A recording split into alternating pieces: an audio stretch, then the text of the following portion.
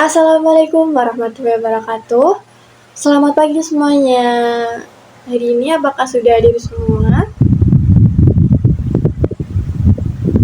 Oke, sudah hadir semua ya. Bagaimana kabarnya hari ini anak-anak? Semoga semuanya dalam keadaan sehat dan juga tetap semangat mengikuti pembelajaran hari ini. Oke, sebelum kita mulai, kita berdoa terlebih dahulu agar pembelajaran hari ini dapat berjalan dengan lancar tanpa suatu halangan apapun. Oke, berdoa sesuai keyakinan masing-masing, dimulai. Berdoa tak pernah usai. Oke, sebelum kita mulai, Ibu absen terlebih dahulu ya. Oke, Dika, hadir. Hadir, Bu. Yaya, Hadir Ibu. hadir. Cia, Hadir Ibu. Vivi. Hadir Ibu. Oke, hadir semua ya. Baik, sebelum kita masuk ke materi, Ibu ingin bertanya nih. Kalian itu pernah nggak sih kalian salah paham atau kalian tidak paham pada pesan yang dikirim oleh orang lain karena kurang jelas? Atau kalian pernah nggak sih bingung saat menerima instruksi baik dari guru, teman maupun orang lain? Pernah nggak kalian? Dika pernah? Baik, silakan ceritakan. Pernah, Bu. Waktu itu saya salah mengerjakan tugas karena instruksinya kurang jelas. Baik, Dika pernah ya. Oke, selanjutnya yang rekan lain ada yang pernah juga? Vivi silahkan. Mbak, jadi Vivi ini bingung mulai dari mana kan ya? Oke. Nah, tentu semua orang pastinya pernah mengalami hal ini, bukan? Oke, nah hal ini itu sangat sering terjadi di lingkungan perkantoran. Tapi tidak hanya di perkantoran saja, meskipun di lingkungan pertemanan, di sekolah, dimanapun itu pasti semuanya pernah mengalami. Oleh karena itu, hari ini kita akan membahas tentang komunikasi efektif di perkantoran. Oke, sebelumnya izinkan Ibu untuk Baik, apakah sudah terlihat? Baik, sudah. Oke, jadi tujuan pembelajaran pada hari ini adalah untuk memahami pengertian komunikasi perkantoran, mengetahui tujuan komunikasi, mengidentifikasi komunikasi yang efektif, dan juga menerapkan komunikasi yang profesional. Jadi, setelah pembelajaran hari ini, kalian itu diharapkan mampu memahami dan juga menerapkan komunikasi yang baik dan juga profesional di lingkungan kerja. Oke, next.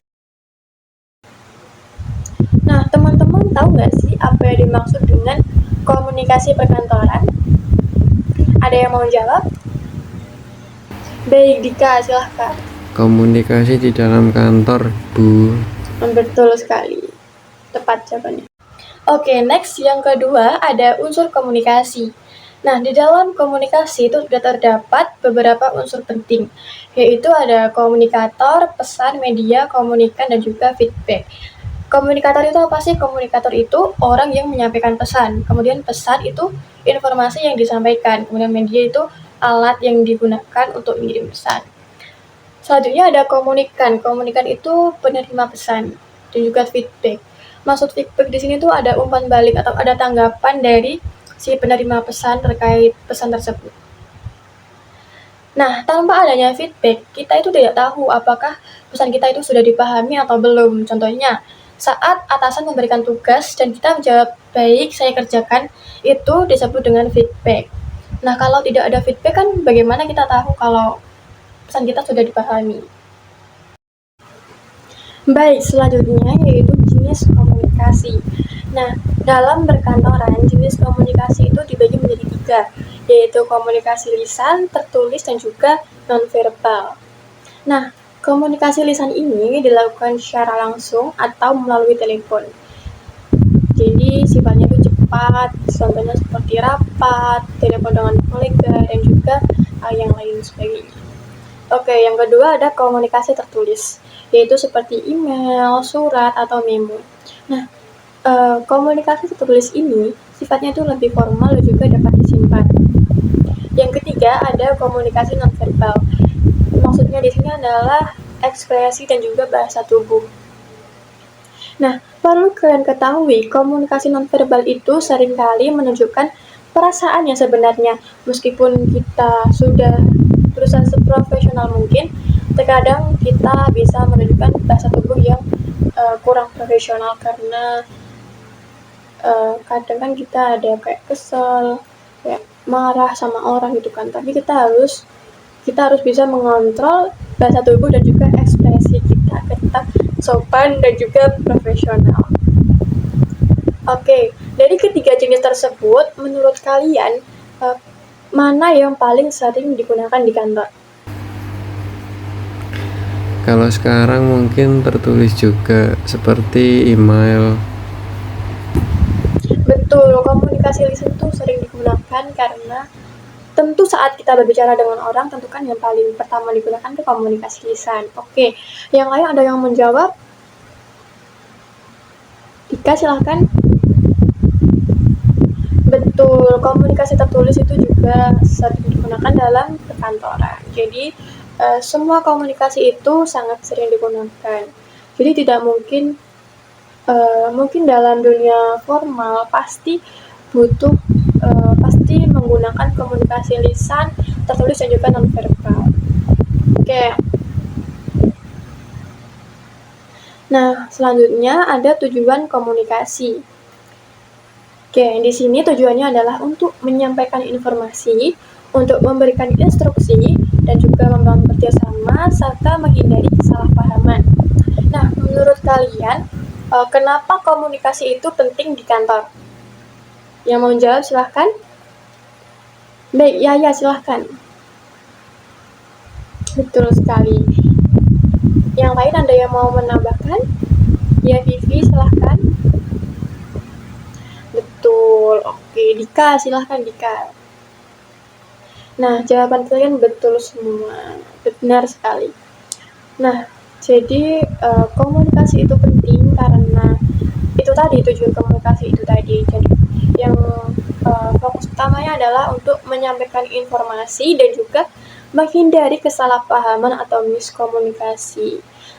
Seperti yang kita tahu, tanpa komunikasi yang baik, pekerjaan itu bisa menjadi tidak terarah. Oke, next yang kelima ada ciri komunikasi yang efektif. Nah, di sini cirinya yaitu yang pertama, jelas. Maksudnya itu saat kita menyampaikan informasi tidak terbelit-belit.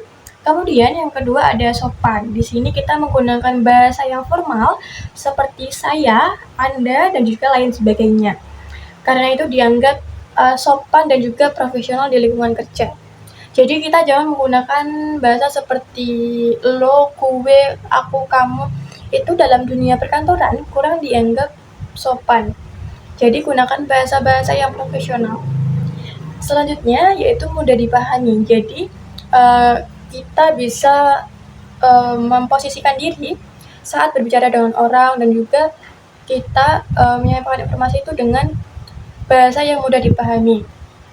Jadi seperti saat kita berbicara dengan atasan, dengan teman kerja, dengan bawahan, kita harus memposisikan diri. Selanjutnya tidak menimbulkan salah tafsir atau salah paham. Jadi maksud atau pesan yang kita sampaikan itu bisa tepat sasaran dan juga sesuai dengan instruksi. Selain itu, komunikasi juga harus singkat, padat, dan juga tepat. Next, yang keenam ada hambatan komunikasi.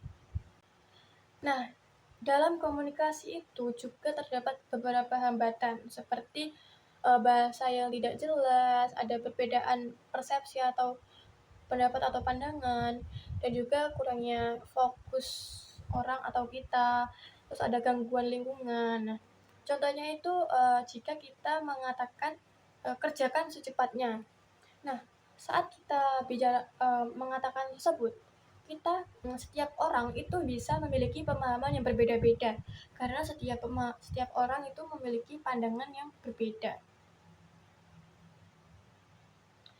Nah, hambatan itu bisa dari orang atau situasi. Misalnya gara-gara suara bising atau kata-kata yang ambigu, kemudian tidak memperhatikan gitu. Oke, ada yang ditanyakan? Ya, Dika silahkan. Baik, terima kasih atas pertanyaannya. Itu pertanyaan yang sangat bagus. Beri tepuk tangan untuk Dika. Nah, cara mengatasi kesalahpahaman dalam komunikasi kantor adalah yang pertama, mengklarifikasi informasi yang diterima. Jadi kita itu jangan langsung menyimpulkan, tapi tanyakan kembali jika kita merasa kurang jelas atau kurang paham. Jadi jangan diam aja gitu.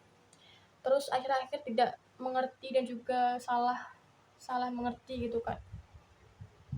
Yang kedua, menggunakan bahasa yang jelas dan juga sopan. Jadi hindari kata-kata yang ambigu atau bisa menimbulkan makna ganda gitu. Yang ketiga, mendengarkan dengan baik. Jadi kita saat mendengar orang memberikan instruksi itu jangan memotong pembicaraan dan juga kita harus fokus pada lawan bicara kita. Jadi jangan ngelamun, jangan malah memperhatikan yang lain. Kita harus memperhatikan orang atau lawan bicara kita. Yang keempat, yaitu kita memberikan feedback. Jadi misalnya kita dapat mengulang kembali pesan yang diterima. Contohnya seperti saat kita menerima pesan bahwa nantinya terdapat rapat di tanggal 3 dengan 15 orang.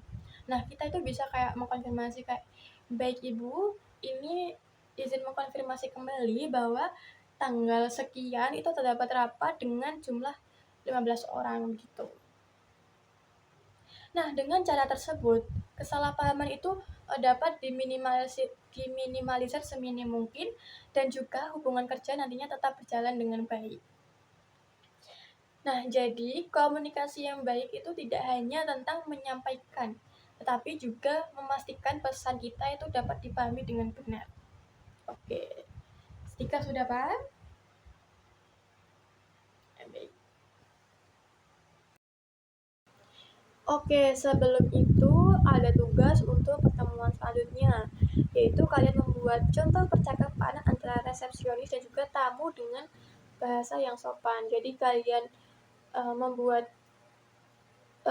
skripnya individu, lalu nanti kalian membuat kelompok. Nah, dari situ kalian memilih skrip mana yang mau dipakai dan minggu depan kita praktik semuanya satu persatu. Maksudnya satu per kelompok gitu. Oke, ada yang ingin ditanyakan? Baik, tidak. Oke, sebelum kita akhiri, saya ingin meminta salah satu dari kalian untuk menyimpulkan materi pada hari ini. Oke, Dika, silahkan. Komunikasi yang baik bisa menghindari kesalahpahaman dan membuat pekerjaan lebih lancar. Oke, betul sekali dan juga sangat bagus. Oke, baik, terima kasih, jawabannya itu sudah sangat baik. Jadi Ibu tambahkan sedikit, hari ini kita telah mempelajari komunikasi perkantoran mulai dari pengertian, unsur, jenis, tujuan, ciri, hambatan, hingga contohnya. Oke, kesimpulannya, komunikasi yang baik itu harus jelas, sopan, dan juga profesional agar tidak terjadi kesalahpahaman.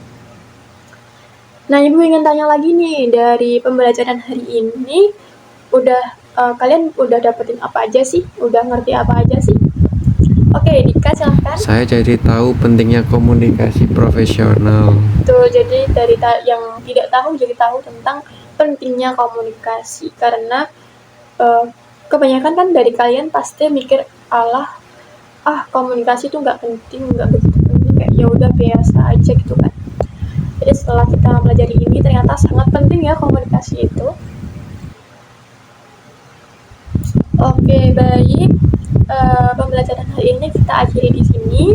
Terima kasih atas perhatian dan juga partisipasi kalian semua.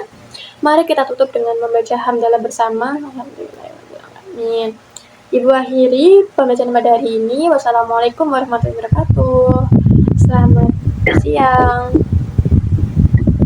Baik, Ibu izin live ya. Terima kasih.